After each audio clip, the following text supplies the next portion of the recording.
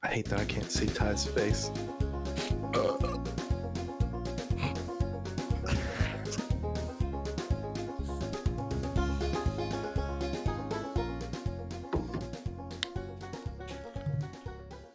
Hello and welcome to this week's episode of the Metacast podcast. That's the podcast that explores itself, explores ourself, and explores the self in general. As always, I'll be your host. My name is Ty, and tonight I'm joined by my bullshit artist of a co-host, Big Distance, and a special guest, Hootie Tootie Disco Cutie, Big Craig. And tonight we're going to talk about a movie called The Greasy Strangler. And I don't even know where to begin. Can one of you guys just start? What is this? What happened? It's fucked up. It's it's one of the most important pieces of modern cinema. I feel like I need to disagree with that, but at the same time, I don't think I can. Because you don't even understand what you watched. Very true. Yes. Exactly. And like at first glance, like when you watch it like the first 3 times, it's kind of hard to really get it or like understand. But I think once you really like take the time to, you know, crack open a good craft beer and you know, just touch the covers of your vinyl collection, take a couple Polaroids, and just relax and just let it in, then you recognize how important the film actually is and how many layers there really are to it. I hope you're being serious. I don't feel like you are. I am. Like no, because the way that the film is put together is they make you fucking earn it. Okay. Like you have to allow yourself to look past the sort of perceived kind of suffering you're feeling by watching the movie, and then if you're willing to work past it, and like I said, you got to watch it a few times, then you start to discover the intricacies of the film and some of the things that they're trying to say. Like, I mean, even the thing with Craig in the intro, you said the Hootie Tootie Disco Cutie thing. That's it. That specific choice of words is actually really clever if you look up the meanings and the origins of each of the words that are used. So there's hootie, which is from the word hoot. Then you've got tootie, which is also from the word toot. So if you look those up, it's actually really interesting because the origins of the word toot are actually Middle Low German. I mean, I don't mean that. The word itself is like, I'm not talking about flatulence. I mean, like, it's It's free if you boof it. Yeah.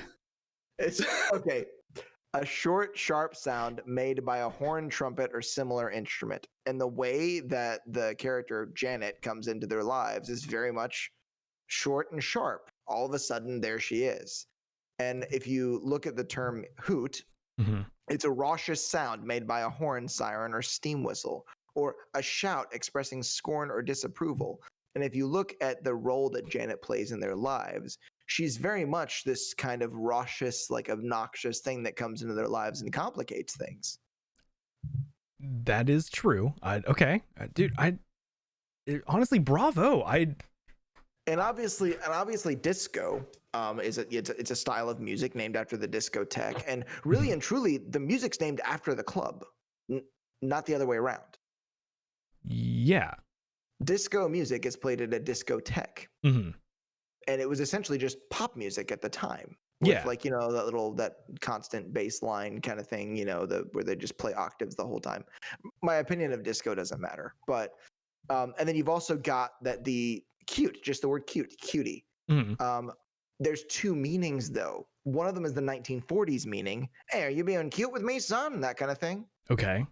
Which means clever or cunning, especially in a self-seeking or superficial way. Come on, guys. That's Janet. Hootie Tootie Disco Cutie. It's fucking clever. It sounds like some stupid, silly improv thing they did, but I think that was scripted and I think it was well thought out. I am impressed. I struggled very hard to try to like come up with anything even remotely serious to break down any part of this movie, and you did a fabulous job with even just the one line that is repeated way too many times. I mean, I will say that on the subject of trying really hard, Mhm.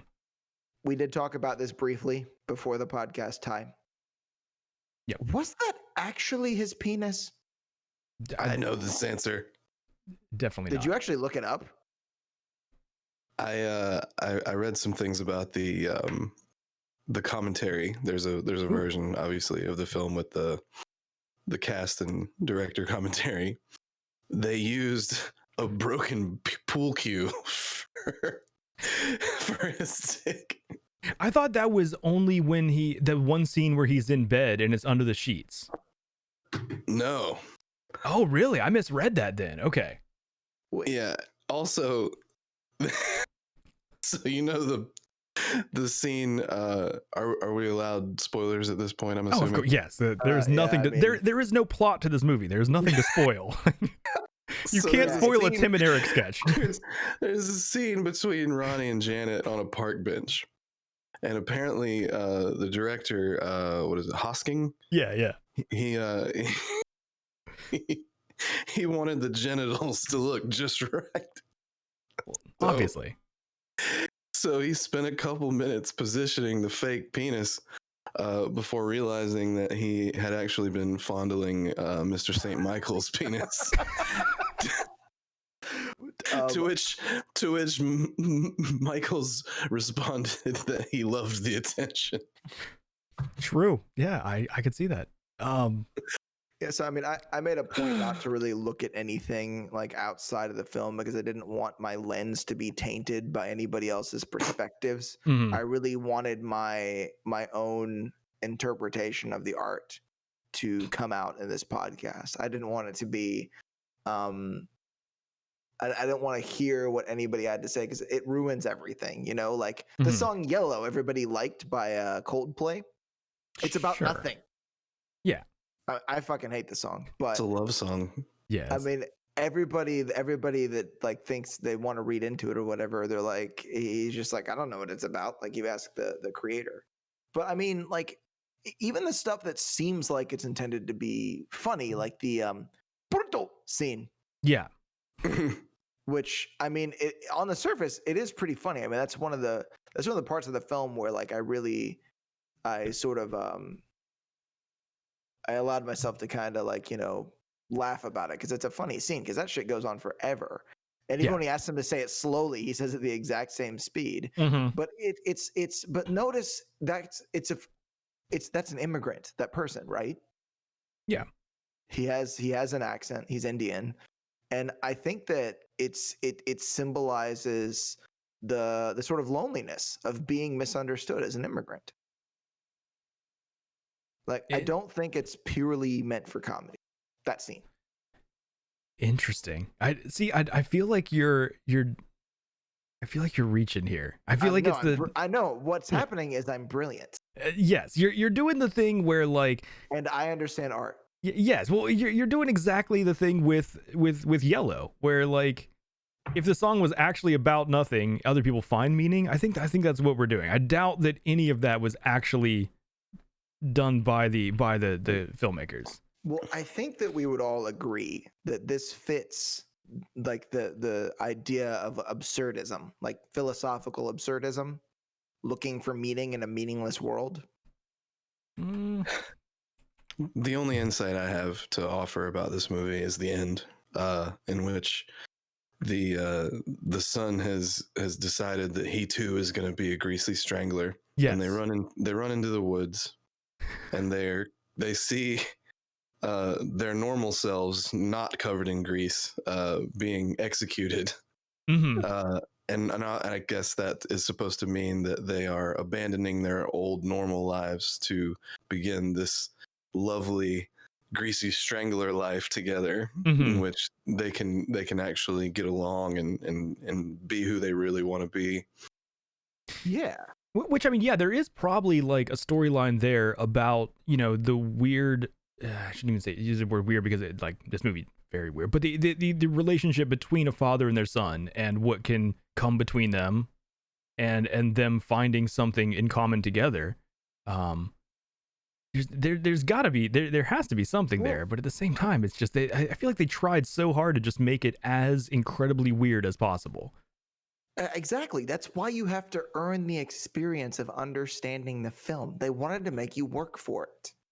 I feel like it worked. I did. Yeah. And I did. I spent a lot of time watching this movie. I feel like the big point of the movie had to have been to make you feel uncomfortable. I mean, every scene, especially in the beginning of the movie, every scene is designed to. I mean, I was somehow I managed to eat dinner while rewatching it last night, but I had to look away from the screen every time I would take a bite of food because it was just he brings out the sausages or whatever he's making for his dad, and it's like so greasy, and he's complaining that it's not greasy enough, and I'm just like, oh.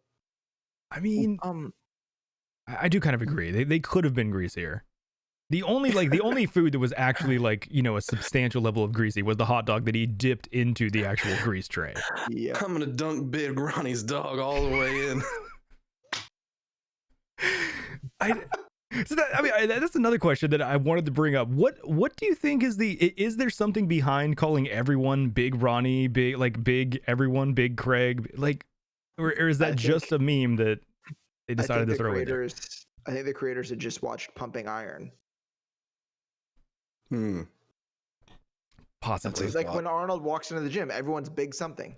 Hey, true. Big Paul, Big Steven. Hey. I mean, those aren't even the names. I just made Arnold sound Jamaican. I don't know how I did that. My Arnold is Jamaican very often too, man. I also wonder if Janet was a symbol for the mother/wife that left. And once she was out of the picture, that they sort of realized that was kind of the thing, and that maybe they came to a resolution that we should never allow the wiles of a woman to come between us again. And then that's how they decided at the end to finally come together as the two Greasy Stranglers and embrace the common. Yeah. And it says a lot about because like Ty and myself, we've been listening to audiobooks and doing some research about an episode we want to do on tribalism, and I think that Janet gave the two of them a common enemy. Yeah, that's true. And I think that that's a big part of being a tribe, feeling like a cohesive unit, is that you have a goal. And when they both decided, okay, this person needs to go. Because if you look at it, I mean, Janet was kind of shitty. Yeah. Yeah. I mean, in all reality, what did her character do that was redeeming at any point? Nothing. Back and forth, one thing, the other thing. Didn't tell Braden if he was doing it right. He asked her several fucking times. Speaking of that scene, apparently they ended up cutting Janet's moans from that scene because they liked it better with just him asking, "Is this right? Is this right? Is this right, Janet? Is this right?" I don't think it was. I don't think it was right either. Clearly, or else she wouldn't have banged his dad. All right, that's fair. I thought it was pretty clever. That I didn't realize they did that, but that sounds clever to me. It's a good a good production trick, I would say. But and that's the other thing. You know that Ronnie has killed someone when he goes into the car wash, right? The car wash becomes like a symbol. It's a thing that repeats throughout the movie, as well as that theme song that Ty would not stop fucking humming before we were. It was so bad. We're trying to troubleshoot technical difficulties with our guest, and Ty's like, "Brum, brum, brum, brum, brum, brum, brum," and now it's in my head. Yeah. Dude, and I hated it in the movie. I hate that song. Yeah. Well, I like the way that they use different instruments, and they actually tune it out in semitones in a couple scenes. It's neither sharp nor flat. It's some weird fucked up thing that doesn't exist on a musical scale. Yeah. It's you could call it sharp or flat, but it's not. You know what I mean, Craig? An actual, what A flat actually sounds like. So just to get back real quick to the redeeming qualities of Janet. Yeah. There was I do remember when oh man, after she had already been sleeping with Ronnie, and Braden begs her to come back to him. The scene the scene where Ronnie confronts the two of them after they have sex from under their bed.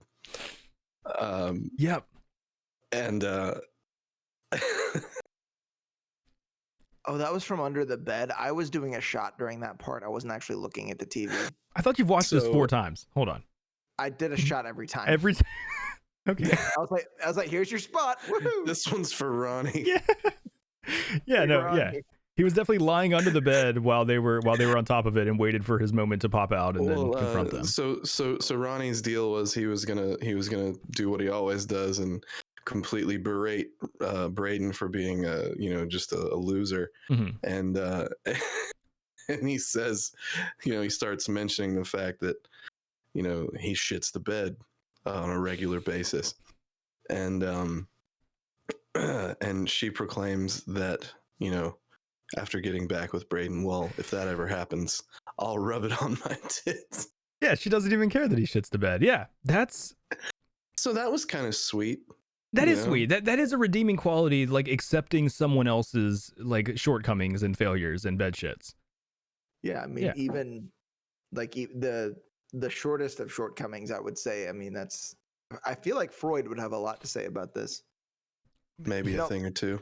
I want both of you guys to know that is the level that I care for you, though. If you guys were to shit the bed, I would rub it on my tits. Would you? Yeah. Oh yeah. Aw, buddy. Here's to you, kid. I'd love to say that I would do the same, but I would be lying. That's fine. You can lie to me. That's fine. You bullshit artist. Yeah, you bullshit artist. Be you. So, what do you guys think? What was that particular term, bullshit artist? It said numerous times in the film. Do you think that was like an improv moment, and they just decided to use that specific term the entire film? It's hard to say. Are you gonna Google it? Don't you fucking Google it. You appreciate this art for what it is. My hands are. I only have the only thing I have in front of me are my notes. I want to know if that was a term before this movie or if they originated that term. That is a term. I've definitely heard that before. I totally heard that. Okay. Well, but so like before 2016? Yeah. Oh, yeah. I know for a fact that old people from West Virginia say it. It's probably why I screwed your girlfriend up the butthole. What's the bullshit thing? artist. Like last night, I'm trying to fucking sleep, and Craig keeps fucking texting me quotes from this fucking movie. Let's see. So, what are you guys' favorite quotes? I have a favorite quote. Oh, my favorite quote? Oh my god. I don't have one. I honestly really don't have one. My favorite quote was all because of the acting when they're talking about the blind guy at the car wash. What's his name? I can't remember the character's name. Oh yeah, Big something. He's like big whatever. He's like, we used to go disco dancing all the time, but now you don't have time. That was my favorite line in the entire film because the acting is so ridiculous. It's like weird Al Pacino kind of thing. The best proclamation before a murder in the whole thing was with that guy. Take me disco dancing, Ronnie. Yeah. And then he kills him. Okay, yeah, the quote, I don't actually know the quote, but my favorite line was when the Indian man was talking about why he liked ridges on potato chips and how he puts his tongue between the ridges because that's where the salty flavor is or whatever. I liked that line. Yeah, that was Did you pretty see good. the picture of the bag of chips? Yeah. There's like a sick guy in like a bright yellow turban. He looks pretty healthy to me. Oh no, he had a nice beard. No, it's because you called him a sick guy. That was Distance. What was your favorite quote? I mean, it really was the part where he gets angry with him for never taking him disco dancing. That's good. But I feel like one of the quotes that let me see. Oh my god. What? It's absurd. It's so absurd. The weirdest thing is the more we talk about the movie, like I really did not enjoy watching it. Like the time that like while I was watching it, I was not having a good time. But I'm really like appreciating talking about it and finding like humor in reminiscing over the misery that was living through this movie. It is only an enjoyable movie after the fact. Yeah, true for sure. Well, I mean, you won't feel okay until about time number 6, and like at that point, you actually might start to enjoy yourself a little bit. But it's probably about like maybe 8 to 12 where you're completely comfortable with the film. I mean, it takes a little while. You really gotta work at it if you wanna see like what's there, the real substance of the film. I appreciate you putting in the reps though, because you're a better man than me for doing that. I could not put myself through it again. I plan to watch it again today after work, and just couldn't do it. I started the movie and made it about 6 minutes in, and was like, nope. I did like Hungarian volume training or Bohemian, Lithuanian. You just come up with a weird exercise and insert the name of a country in front of it, and then people will think it's cool. Oh man. Well, do you guys want to hear my favorite quote from the movie? Yes, please. What is it? So there's Ronnie, as Ronnie does throughout most of the movie, is talking shit about Brayden when he was a little kid, and I can't remember who he was talking to. But anyway, it doesn't matter. He was talking about, when he was a kid, he's talking about the medication he used to take because he was sad. He said, they were brightly colored meds with fruity flavors. Yeah. Meds for sad kids. And then he laughed maniacally. He was talking what an evil bastard. He was talking to the dude from the car wash as they were going out disco dancing. I think.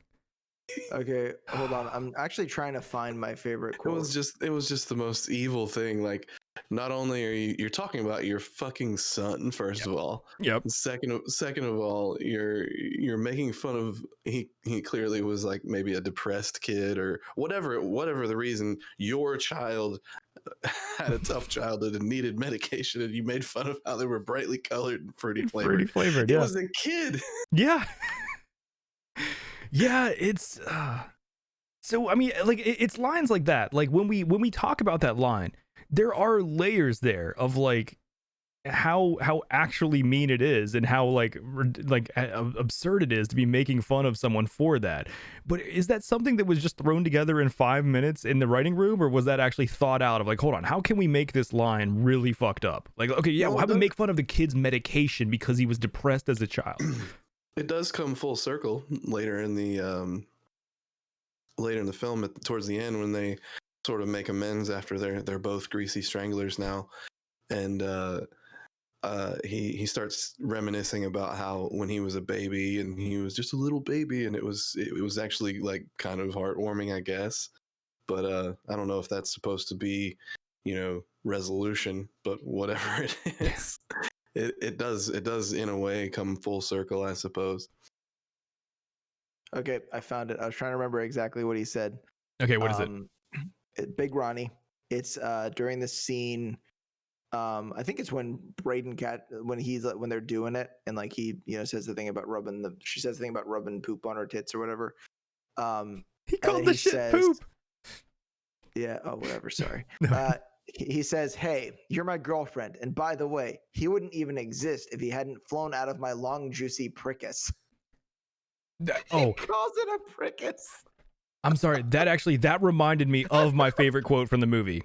Prickus is great. Oh my god, I love that part. I love that. It's like it's just a weird thing to say. Oh man. I think all right. The quote that was actually my favorite. Do you? I do. What is it? Guess it. You were gonna say she faked all her orgasm with me, so she definitely did with you. No, that's a good one too. That was a good line. No, mine is deep at heart. I am a huge Marvel fan. That's why I have an Infinity Gauntlet on my shelf. I loved when he called himself the Spider-Man of cock. That was probably my favorite quote. I forgot about that until right now. He's like, I'm the Spider-Man of cock. No, I mean, like amidst like all of the sort of like deep commentary that's going on in the film, I appreciate the fact that they took the time to add little tidbits of humor like these, you know, that you can take a break from the cerebral nature of the film and you can really like just cut loose for a little bit and enjoy yourself, and then get straight back to the taking in and the really absorbing of the art that the actors. Yeah, it's something that. Okay, I have a confession to make. Please, I'd love to hear You're a it. bullshit artist. Yeah, you're a fucking bullshit artist. I watched one interview. Okay. It was whoever plays Ronnie, Michael St. Michael's. How could you forget that name? Yeah, that's right. It's kind of like the name Distance. You can't forget that one either, or forget to call people that. True, that'd be hard. That would be hard. But and the Have I person done that that played today? Janet. No, you haven't. You didn't fuck it up. It's fine. Nailed it. You've been calling me my name, which is Distance, which is the name my mother gave me. Yeah, you've nailed it. Yeah. As far as our viewers are concerned, but it was Michael St. Michael's, and then the actor that plays Janet, and the interviewer was asking them about like, you know, throwing themselves out there, and Michael St. Michael said, "We're tools of the director. Yes. Yeah. We're here to do whatever the director needs us to do," and I really feel like they did that in the film. They allowed themselves to be an instrument of the creativity. And I think that's an important thing about being an actor, something that's missing from a lot of actors' practice as an actor. You hear that, Christian Bale? Yeah. Go fucking yell at somebody. Also, I like you in Terminator Salvation. Yeah. Well, okay, The so Batman voice kicks ass. Fuck you, Matt Damon. It is really weird that like I brought it up earlier, but it's like I've laughed more talking about the movie with you guys than I did during watching the movie. And it is, I wonder, would it have been funnier in a room with you two rather than watching it alone? Like there's something about like watching a comedy movie by yourself that it's just not nearly as funny. Yeah, I mean, hey, let's find out. I'm down for time number 22. I'm not watching this movie again. I'm not gonna do it again. From the beginning of this, Distance has seen the movie 5 times when it started, and now he's seen it 21. Yeah. Well, I think he hasn't changed the total number. He was talking about his experience during number 5. He's watching it right now. It's 23. Don't judge me. That's a good number. I'm putting my phone over here. I'm just gonna. But see, actually, like at this point though, I know you are a bullshit artist because I know when you watched it for the first time, and there has not been enough hours for you to watch it 23 times between then and now, and also do anything else really. So I think I'm gonna call horseshit on that. Are you kidding? I played that one game for like 30 minutes, and then that's pretty much that. So you haven't slept. You've just watched on repeat The Greasy Strangler. Yeah, fuck no. Can't you tell? Can't you tell I have no sleep? Yeah, true. Yeah, good point. I mean, come on. But okay, we've talked about the, you know, Ronnie's prosthetic penis apparently. Yeah. That was apparently a well-shaped pool cue. What about the nudity in general? Because there's a lot of it. There's lots of that in the film. Yeah, there was quite a bit. What's your take on that? I mean, I think it was used as so like male nudity a lot of times is just used for comedic effect. I think that what I think is the funniest scene in Walk Hard is just when there's the dick like right in the middle of the screen for a few seconds, and it's like, but it's shock value. It's like when you don't see that and then you do. It's kind of funny and shocking for a second. This movie like did it over and over and over again to where it loses any of the shock value, and it's just there. I don't think that's your opinion. What do you mean? I think you're regurgitating the constipated words of a reviewer. I don't think that's what you really think about this. Well, what do you mean? That's what they did, right? Well, I don't think that's your opinion, though. I don't know what you mean. I think somebody told you to think that. Oh, I mean, man. how much did you watch about this movie after watching it to completely cloud your interpretation of the artwork that these people worked so hard to make? As much as I possibly could. I think I watched every YouTube review that I could. I tried to watch every interview I could with anyone in the movie. Yeah, as much as I could. The whole point, I thought, of our movie discussions is to get each other's perspective, like our authentic ideas that come from ourselves about the art that we're taking in. And this is an important piece of art that I feel like you're just. I try to, when forming my opinion, the point of when forming my opinion about anything, I try to like take in as many opinions as possible and try to find what I agree with. So it's like I mean, even like, you know, whenever like for like news and things like that, I'll try to watch like different points of view to try to like see different people's opinions. So yeah. I guess you watched a bunch of Fox News about this one then, huh? Definitely, yeah. I put on Fox News about this, yeah. Well, but no, like, let me hear your opinion, uninfluenced by the Democrats.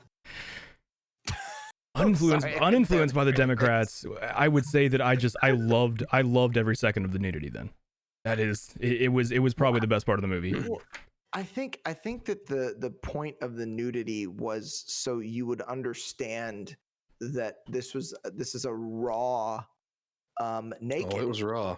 Naked, if you will, representation of what it means to be human. That these people were as raw as they could possibly be in these moments. For sure. I like how. Sorry. No, go ahead. Go ahead. You're the guest. We want to hear from you. I really enjoyed how throughout the whole movie, you know, obviously Ronnie is very proud of his pool cue and his prickus, yeah. Yeah, the prickus. The long, juicy prickus. He shoots ropes. Oh my god!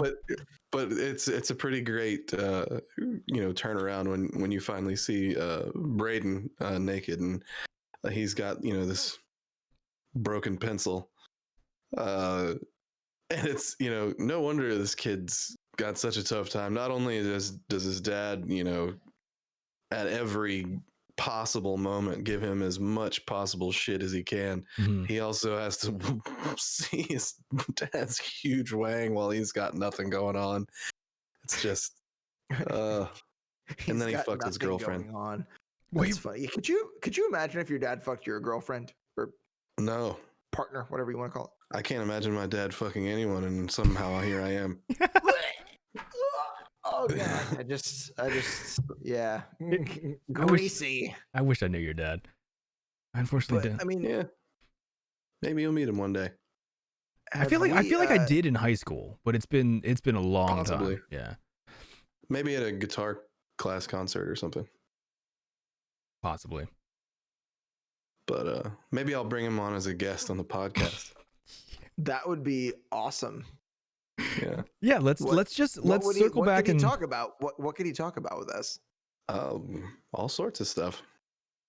I mean, you're a big fan of firearms. He knows quite a bit about that. I got a movie he should watch. I bet. Is it The Greasy Strangler? No, I don't think that he. While I do appreciate his intellect, I don't think he has a mind for art for this film. I don't think Ty or I do either. I definitely do not. Okay, serious question. You're apes. You're fucking apes. Yeah, we all are. Yes. No, serious question though. Could either of your parents make it through The Greasy Strangler? No. My mom could. But could or would? My dad would probably last about 5 minutes and be like, "That's not how we fucking talk," and then turn it off. Yeah. My mother wouldn't make it through the first scene, I don't think.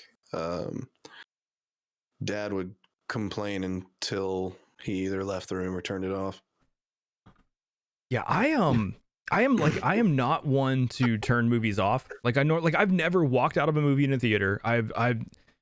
There's not many movies that I've like put on with the intention of watching them and then turn them off. I really can't think of any. Like there's, you know, like if I put on a Netflix movie in the background while I'm playing a video game and then just so happen to like finish my game, I may stop the movie, but I've never like intentionally been like, nope, this movie is not for me. I really don't think, unless we were doing this discussion, I don't think I would have watched this entire movie. I really think at a certain point I would have been like, I've had enough of this. But I don't hate it though. It's weird. Like after discussing it, like I don't hate it, but it was difficult to watch. It was so long. It felt like it went on for fucking ever, and it was only an hour and a half. And they cut an hour out of it. Yeah, how? What was that? What could it possibly have been? You know, I actually am sad that we missed out on the extra. What's the matter with you guys? Come on, let's take this seriously, okay? I was expecting you to say that, like, after the first dozen viewings, you switched to the director's cut. That was 2.5 hours. You can actually get to the director's cut. I don't know. I hope not. No, if there's a director's cut, we're watching it. We're gonna. If there's a director's cut, I have to see it. Well, like they infringed on that much extra artistic expression. Like, who knows what mysteries of the human condition we've missed out on because of that atrocity they call editing. But in all reality, hold on, the editing in this movie was actually great though. Like as far as like the redeeming like parts of this movie, I do think that there was quite a bit that was well done. And like you talked about the scenes with him in the car wash. Those were like the pacing of that and everything was really well done. Yeah, those were well done. I mean, actually, mad props to the Foley text too, because the sound effects were fucking great in there too. What did he ask him? Were the something stiff enough for you, Ronnie? I don't. Oh my god. So on Amazon there is a Blu-ray that's the special director's edition. I don't know. Oh yeah. But it also, I'm getting distance for Christmas. Hey. Well, but also scrolling down, you gotta watch it with me. Scrolling down, it does say that the runtime's only 93 minutes. So I'm not like maybe there's bullshit. special features that bullshit artists. I don't know. I honestly don't know. Well, I mean, on the subject of the car wash scenes, like I think that if you look at like what's happening in the scenes, you know, all the grease and stuff is washing off of him. But I think that they're trying to make sort of a statement that matches with sort of the Western Christian narrative. Yeah. Of washing away the guilt and the sin, and that somehow you're a different person after this. That the shortcomings of the murders are being washed away by this car wash. Well, they started that even in the first scene of the movie, because I mean, from what I understand about like I know it's Catholic, but even most Christian belief, it's like atonement and you know, admitting your sins is big. And in the very first scene, he admits to his son that he is the Greasy Strangler. Like it kind of starts from that point where he is like he's not hiding it from his loved ones. He is straight up telling them like, you know, that this is what I've done. This is who I am. Yeah. So like, and in order to receive that forgiveness and that narrative, you have to first admit that you have fallen short. And Ronnie definitely did. But you know, it is interesting because you see at the beginning of the film and throughout Braden's sort of evolution, where he goes from completely denying it, even when it's directly in his face, to acceptance. Yeah. You know, this is who he is. He is this person. Well, it not only in all of our faces. Yeah. Oh, it was. I tried not to snicker at that. Yeah. But yeah, not only accepting it, but becoming it, right? Exactly. Like he went from accepting the fact that to denying the fact that his dad was, to accepting the fact that he was, to then looking for some sort of justice in quotes here, to becoming the thing. And then that was the beginning of the camaraderie between the two of them. And I almost feel like Braden and Ronnie are just two parts of one person. It's like Carl Jung's idea of integration of the psyche. Now, would you say becoming the thing or embracing that part of him that was there the entire time? I think he just discovered the Greasy Strangler that was inside of him the entire time. It seems as if you've probably done your homework on Jungian psychology, because in reality, you're right. It is accepting who you are. It's integrating the darker side of you into the whole. Which hole? You know, the front hole or the back hole? with a W. Oh, I could eat that queen's ass all night. God. Okay, grossest scene. Ooh, that's a tough one. It's when he comes in as the detective and uses his big long nails and rubs the grease on his face. It's like, it's good for the skin. Stop all inquiries. I wouldn't even put that top 5. Yeah, that one wasn't even that gross for me. That was when he dipped the toast in the grease. That was pretty gross. It all pretty gross. Honestly, anything having to do with food, really. Yeah, for me it was the greasy grapefruit. That scene was really bad for me. When he dips his hot dog in the big vat of grease from the grease trap, that really got to me. Did you guys ever watch The Kids in the Hall? Oh yeah. Oh yeah. Did you ever see the weird sketch with the old man and the young man, and he was like, "More sausages!" Ah! Like, did you ever see that one? Man, I probably saw all of them, but it's been a long time. It was. They did several sketches. I think that the name of the character was Gunther. I don't remember that at all. Well, the thing with the sausages and the old man, like, it actually reminded me a lot of several parts of this film. Oh, you know what? That sketch. Okay, hold on. I do remember that. Oh, okay, hold on. That scene is apparently not set up. I pulled up here. I do have the Kids in the Hall. I remember the old man with the sausages. Goddamn, that has been a while since I've seen that. Holy shit, man.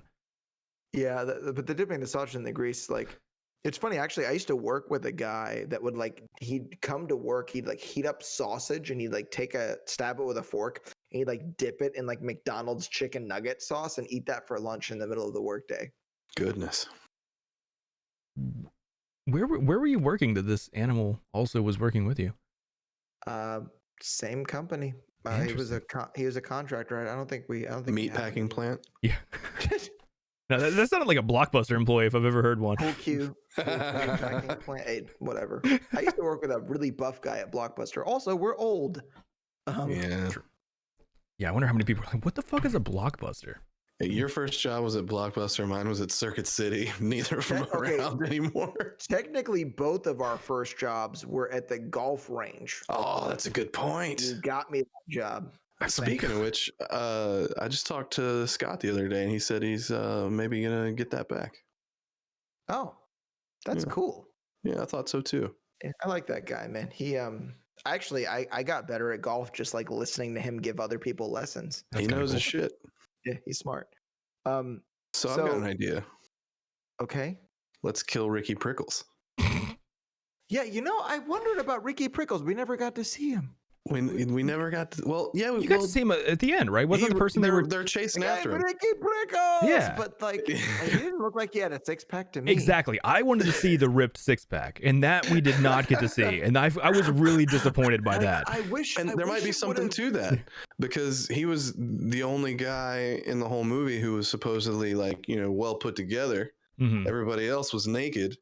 Maybe the whole point is it was flipping that on its head. Like normally in a movie, if you've got a guy with a 6-pack or a really hot girl, they're going to be the ones running around naked or whatever. Whereas in this movie, everybody that's a fucking mess. You see all of them. Well, going back to like the question about the nudity, I think that is like it speaks to how it is obviously used for comedic effect in this. I think you guys know the comedian Bert Kreischer, right? The machine. Yep. Yeah, he performs almost machine. Yeah. He performs almost exclusively without his shirt on, and he's had a conversation before. I've heard him talk about how it's like it wouldn't be if he got in shape, it wouldn't be funny. It's like no one wants to see an in shape dude on stage with their shirt off doing comedy. That wouldn't but it's funny when they're overweight. I think that if Ronnie and Braden, thank you. Yeah, I was gonna say called buoyant. I don't know, but buoyant is. I mean, he probably is buoyant. Time number 10. He looks like he would float. But if they were like in shape but wearing what they wore throughout the movie, it wouldn't be funny. It's like it's used in that way just because it is kind of like it's funny to see an out of shape guy with not much clothes on, I guess, at least in our society. Well, it was certainly effective as far as I think the points, if there are indeed points that the movie was trying to make, being gross, being hard to watch, making you uncomfortable. Yeah. That was the joke that I said, The Distance. Someone who's out of touch with art. Yeah. No, like, I mean, will you agree with that in text that it's like, well, I guess I shouldn't leak our DMs, but no, like, it's like, it felt like someone tried to make an unwatchable movie. It felt like their idea was to sit down and be like, okay, how can we make a movie that no one really wants to sit through? Like, what, like, even to the song that's stuck in my fucking head, the instrumentation, the abrasiveness of it, just being like, like exactly, like, no! That's what I'm saying. Even the score is like, you don't want to be there for any of it. Like, you really want to break away from like every part of this movie. I had to live through that score 39 times. Oh my god, dude. Are you just watching it in like I can't play this character anymore. I don't know how you have for so long. You have known that I was being a bullshit artist. I actually closed any window for a little while that had your faces on it because I couldn't stand looking at either of you laughing at me because I smirked a couple times. Mm-hmm. God damn it! God, you did a much better job than I would have done. Yeah, I couldn't have done that. I tried to play along for about I don't know, 37 milliseconds. Yeah, it's about how long I made it. And then I just couldn't. You mentioned Polaroids. I lost my mind. Well, here's the thing. I keep talking. We keep talking about the bullshit artist theme, and I keep using the word art and artist, but really and truly, I mean this sincerely. Everyone that did that movie is, in the most respectable and endearing way, a bullshit artist. For sure. Like, I truly mean that. That's the first time I've said anything sincere in this entire conversation. I felt so bad for berating Ty, where I was like, that's not your opinion. Because I watched the exact same video you did. Was it the British guy with the beard? I don't remember. I watched quite a few. Horror films too. Yes, probably, yeah. But I remember, someone did say, like, they made that point that it was like, normally nudity is shock value, and in here they just, like, it's in your face over and over and over again. Yeah. Yeah, so, like, it's funny because I thought it would be hilarious because, and, it's true. Like, we were talking the other day, Ty was like, actually maybe 2 days ago, Ty was like, did you enjoy it? I was like, no. Yeah. I thought, how funny would it be if after this conversation... And I talked to Craig about this too, that playing a character or whatever, and I was like, and when we were texting each other earlier today, I was like, I sent a text to Craig. I was like, "Do you think he buys any of this?" No. And I think the response was along the lines of, "I certainly hope not." Or, no. However, like I do want to say too, in all seriousness, that LOL, probably not. That's what he said. I feel bad because it's like I realize that it is someone's art, like with all memes aside, like someone put a part of themselves into making this. So like I don't want to just tear it apart, even though, like I'm saying, I did not enjoy watching it. I can actually appreciate a lot of what went into it. However, at the same time, it's like, if your goal was to make a good movie, I think you missed the mark. Like, definitely. But I seriously think that what we were talking about earlier, I really think they set out to make a movie that was unwatchable. I think that's really what they were trying to do. Mm-hmm. Like, let's see if we can get people to turn this off. If the goal is to make people uncomfortable, that's 100% a success. Yeah. But like, I think, going back to the last discussion we have, I think that there are other movies that are both art that can make you very uncomfortable. The Killing of Sacred Deer made me very uncomfortable, but also had a lot more there, I would argue. Didn't make me as uncomfortable as the Greasy Strangler did. That's true. I think that the idea of absurdity really does apply here, because I think that no matter what we do, we're always talking about the song Yellow by Coldplay. I think that we're always trying to make a mountain out of a molehill. We're trying to find meaning in places where it's not.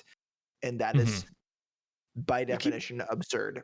You keep bringing up Coldplay and Yellow and how that song doesn't mean anything. It's really just a love song. Like, I don't understand. What do you mean it doesn't mean anything? He's talking about someone he loves. It's really straightforward. Can I go back to playing my character again? Yes, if you can answer that question in character. The dude that wrote the lyrics himself said he doesn't know what it's about. Well, it's again, it hits you right in the face with it, just like Ronnie. Oh man. Take my pool cue. Like I this movie is actually, after watching it, I'm thinking to myself, challenge accepted. I do think that if the goal was to make something unwatchable, they would not have cut it down to 90 minutes. Leave it at 2 hours and 10 minutes, and then you're going to weed out even more people from making it to the end, right? We can do better. We could make a more uncomfortable movie. Yeah, we could make a movie way more unwatchable than that movie even aspired to be. Holy shit! Do you guys remember? Have either of you ever seen Andy Warhol's Unwatchable movie? No. Mm-mm. What was it called? Hold on. I think it's Empire. Bananas? No, the movie is called Empire. It's from 1964. It is literally 18 hours of just the Empire State Building with a single camera shot. And I think it's condensed from the 18 hours down to like 14 or something, so it's not even at like normal time, but it's just that. It is unwatchable. If you could sit for 14 hours and stare at a screen that is just the Empire State Building, you've made it. That is the pinnacle of unwatchable. Completely outside of my like pretentious character I was playing, that's hacky as hell. Mm-hmm. Absolute hackery. That's total hackiness. That's a hacky sack of a movie. What a fucking hack. But I think that's what a lot of like different experiments in art are. You know, it's like, I mean, like so much of what is it, like the abstract modern art, like, is it actually trying to say something by putting one little red line on a part of the canvas, or is it just a critique of art by saying like, look, you're going to call this art? Mm. Yeah, I mean, I think you fuck it up for people if you tell them that all you did was draw a line on the page. True.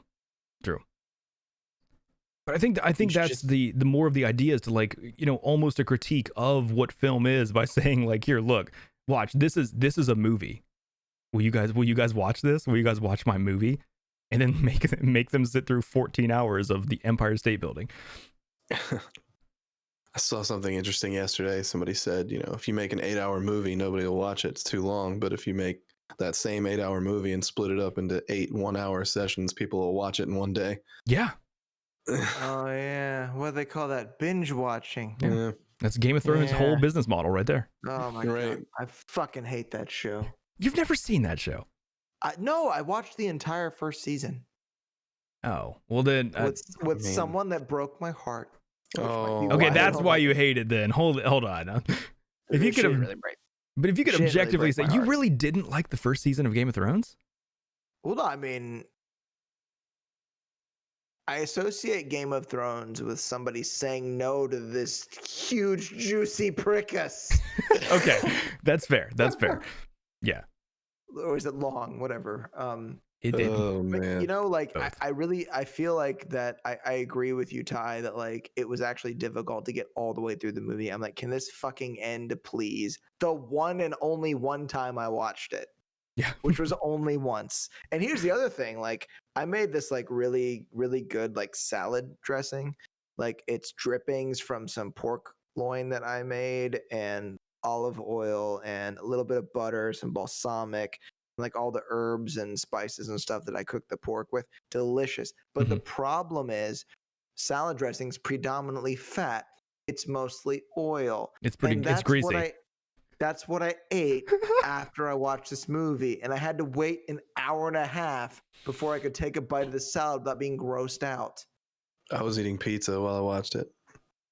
But see, there's bread and stuff, you know, like yeah, you got something to soak up the grease. He was just eating grease on lettuce, like, on romaine lettuce. I'd like to at this point, now that I'm done with my little weird like pretentious hipster character thing. I can't believe I said it was like a Fox News movie review. Like, who says shit like that? That was good. Democrats. That was good, man. But yeah, so in all reality, what were the pros? Like, what did you guys actually like about this? Honest opinion about the movie. Yeah. It's fucked up. True. Yeah. No, I mean, I like that what it did was this thing. I Yeah. like this thing that happened here. Right. I agree. I feel like you kind of hit the nail on the head earlier when you said, I didn't want to watch the movie while I was watching it by myself, but now that we're discussing it and we can laugh about it, now it's a riot, right? It's fun. We're all glad we saw it and glad we could talk about it, but are we in a huge hurry to watch it again by ourselves? I mean, maybe with a few drinks and your friends around you, it's a fucking blast, but it's pretty tedious to watch it by yourself, and just it's so gross. There's so much dick. It's just Let's see. It is like it reminded me a lot. I said this to Distance while I was watching the movie. I was only like 6 minutes into this point, but it was like it's the Tim and Eric style of humor, where you take this one joke that doesn't even really have a punchline and you just repeat it over and over and over and over and over again. Dog shit out of it. Yeah, and it's like that to me. Like, I don't even like Tim and Eric as the when it was a Adult Swim show. It was like a 20-minute show that had little little skits that were probably just a few minutes each. Those even felt too long to me and not funny. When you take that format and you make it an hour-and-a-half movie, for me at a certain point it's just like, all right, I've had enough of this. Like, where is this going?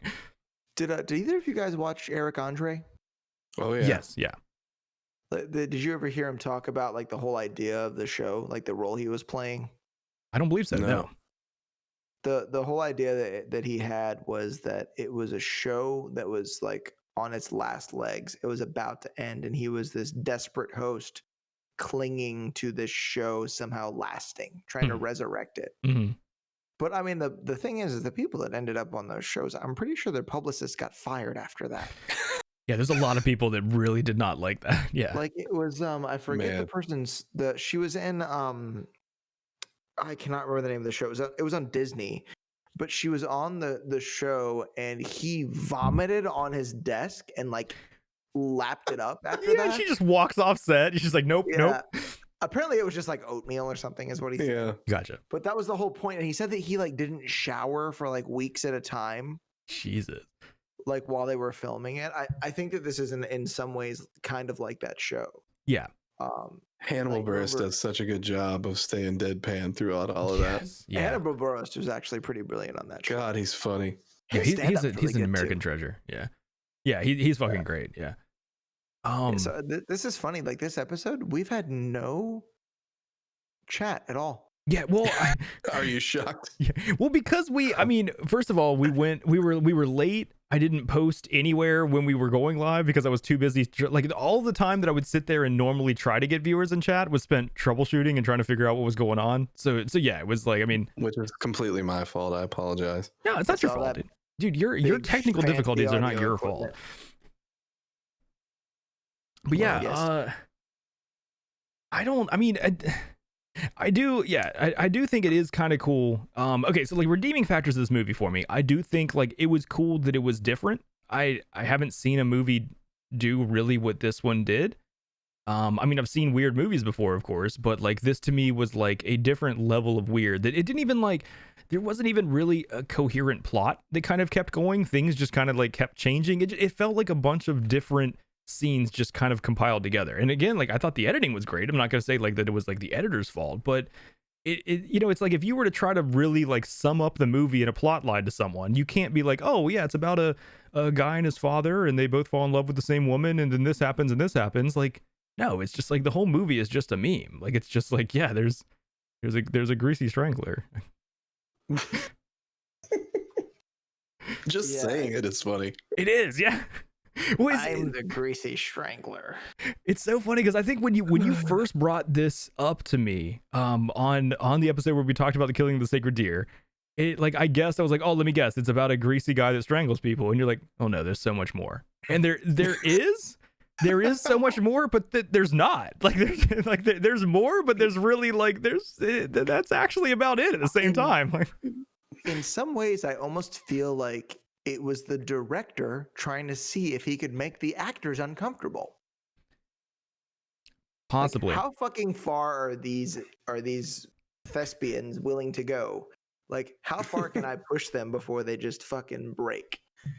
And I don't think they did. I think they just went as far as like the. What would creators it have wanted to taken? go. I mean, if they're willing to do what they did, what would it have taken?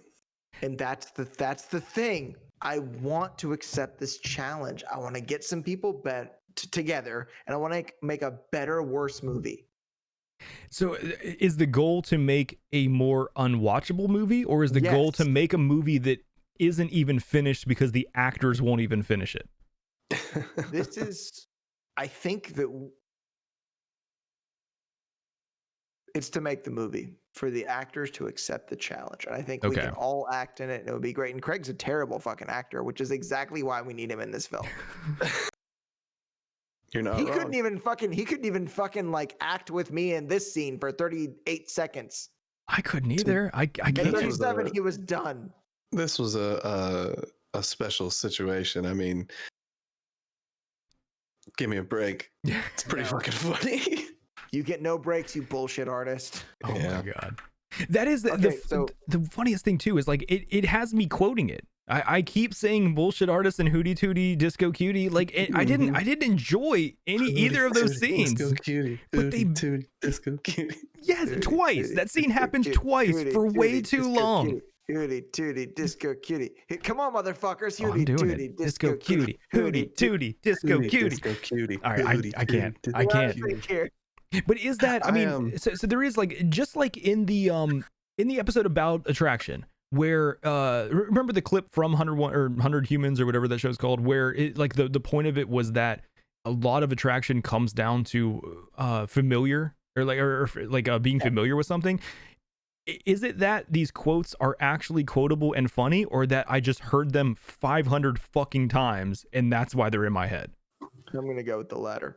There's something to be said for repetition. I mean, Yeah. if you hear somebody say something twice, you might remember it, you might not. But you hear somebody say it 5 times in a row, you're probably going to remember it. Am I doing it right? Is this right, Janet? Is this right, Janet? Yeah. Oh. Speaking of which, I spent the whole second watch of the movie. The first time I saw it was a couple years ago, but Okay. I watched it again last night, and I spent the whole time thinking, I know Janet from something else, and I cannot put my finger on it. And you know what it was? Eastbound and Down. Yes. Yep. Oh, And I was like, wow, I can't believe what the hair Mhm. being different. It really threw me off. Yeah. But Well, I mean, like a big hilariously wig enough, like that changes the little whole did I shape. realize, right? Little did I realize I'd already seen her naked. Oh yeah. Twice. I've watched a few episodes of this show when we were really, really drunk. Oh my god, what dude, speaking of Eastbound and Down and Danny McBride, I watched a movie the other day and then just it was fucking you know those weird vampire versus werewolf movies with Kate Beckinsale, the Underworld movies? Oh yeah. Oh yeah. Did you know that Danny McBride was one of the creators of the original Underworld movie? I had no idea. Yeah, like I was looking at the list of either producers or whatever, and it was like Danny McBride. I was like, "Are you fucking kidding me? Like, what the hell?" Like, Wow. I could totally That's picture him shocking. in like a boardroom pitching, like, "All right, so there's fucking vampires, and they're fighting these werewolves, and it's going on for 1,000 years." They're like, "All right, you got it, dude." This. They call them fucking lichens, right? Get up on your lore, people. Oh, you're right. They are mean- called lichens. Danny McBride's one of those guys you just can't imagine him in a serious situation. Yeah, we've seen him, True. Yeah. you know, in foot fist way and I remember that movie. fucking Eastbound and Down. Was Yep. it Tropic Thunder? When he, I mean, he plays the Yep. same guy. Yep. He's this meat-headed, you know, adrenaline junkie. You know, it's just trying to think of him like wearing a suit, pitching something to somebody in Hollywood is just really hard for me. Yeah. Dude, Foot Fist Way is so fucking terrible when he like, and remember the distracting back fist, and like that 6'4" guy beats the hell out of that like 5'7" lady, Yeah. like kicks her in the face. That is one of the things I liked the most about. Have you guys seen that? I forget the name of the world. It's like or the name of the movie, the End of the World movie. Yeah, oh yeah, with Channing Tatum. Yeah, but like Danny McBride's character, that is fucking perfect. Like they all just play like exaggerated versions of themselves. Yeah, And I mean, well, because that's is it called true. This So, is okay, This is the End? Is that right? I think that's what it's called. Yeah, I tried to watch a pirated version of that movie, and I guess it didn't work. Oh, that sucks. It's actually a pretty decent movie. Like the only person that's not an exaggerated version of themselves is Michael Cera. They turn him into like a complete asshole, and he has to play this just like really douchey character. Wouldn't it be great if that's how Michael Cera really is? That would be. Yeah, I'd love to believe that. Apparently, like I remember reading that there was they kicked around the idea of a sequel to that movie, and the sequel was going to be at the what is the original, like the first time you see a movie in theaters, the premiere of This Is the End. All the actors are there, and the real end of the world breaks out, and that was going to be the sequel idea. It's so meta. I love it. Yeah. So what are we? What's the next movie? When are we getting back together to discuss something else? John Wick. Ooh, I mean, I want to see John Wick. You've never seen John Wick? I haven't. I just can't find it on anything. I have to actually spend some money. Neither of you have seen John Wick, right? No, I've seen the first one. I don't think I've seen 2 or 3. No, I started 3 the other night. That's right. I've seen parts of 3. What were you watching it on? I think it was on Netflix, honestly. But you don't want to start with 3. No, I can't find 1 anywhere. Unless you buy it. Do you have the internet? Yeah. You know that you can like, you can illegally download. Like, hold on, you wouldn't download a car, would you? You wouldn't download a house. But I mean, if you have the internet, I guarantee you can find John Wick. I'm not gonna point you to exactly where, but there are tons of sites. Like I would say torrents and torrents of sites where you could find it. It's been a while since I downloaded a torrent. Yeah, it's been a little bit for me. Yeah, they're not just for porn, guys. We don't necessarily have to do John Wick. I think John Wick would be cool, but you know what I would love to do? Drive. I was gonna say Drive. Yeah, I knew you wanted to talk about we were Drive. just talking about the other day. I've already seen Drive. So let's all watch it again. We can talk about that one next time. I think that would be a fun movie to talk about. Is it available somewhere where we could easily watch it legally? I think it's on like Netflix now. I'm pretty sure it's on Netflix. The other day, yeah. Sweet. Okay. Cool. I'm down with that. I actually got a really sweet Drive T-shirt that I can't wait to show you guys whenever we can see each other again. Oh, you should wear it on the episode next time. Like I will. I think I will do that actually. You still have the jacket? No, actually, I gave that to a coworker. You used to have a Drive jacket? Fuck yeah, the Scorpion. That's pretty cool. No way, that's actually pretty cool. I can't believe you gave that away. I was just getting rid of shit, and a guy that I forgot about the photo shoot. I still got those pictures. Oh man, you gotta get those pictures for the next one, man. I will do that. I'm feeling very left out. What is the photo shoot? Our mutual friend Zach, when I bought that jacket, he's a professional photographer. Oh, so he wanted to do like a movie shoot, like or where we did a replica of one of the movie posters. Oh, cool. We even got someone with a Mustang 5.0, which is the car he's sitting in, just for the way the seat looks, to help us. Like he let us use his car for the picture.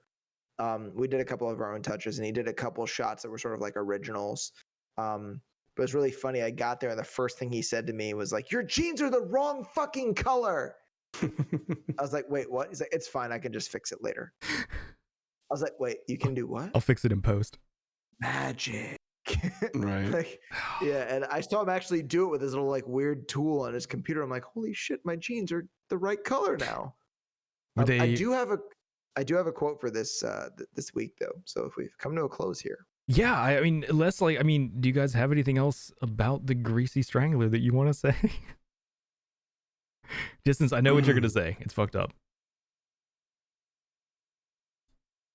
Hootie tootie disco cutie. Hootie tootie disco cutie. Hootie tootie disco cutie. Okay. Is that? Yeah. What's the quote, man? That's This is from a popular politician that we all know. I have opinions of my own. strong opinions, but I don't always agree with them. Guys, we have reached the end of another episode of the Metacast podcast. If you're watching this on YouTube and you've enjoyed the conversation, hit the like button, subscribe to keep up to date with our show, and comment below and tell us your opinion of the Greasy Strangler. If you're interested in further taking part of the conversation or even joining us as a guest on a future episode, we can join our Discord. The link is in the description down below. And we will be live next week, Wednesday at 7:30 p.m. Eastern Standard Time on twitch.tv/TylaTV. Thank you guys for listening, and have a great week.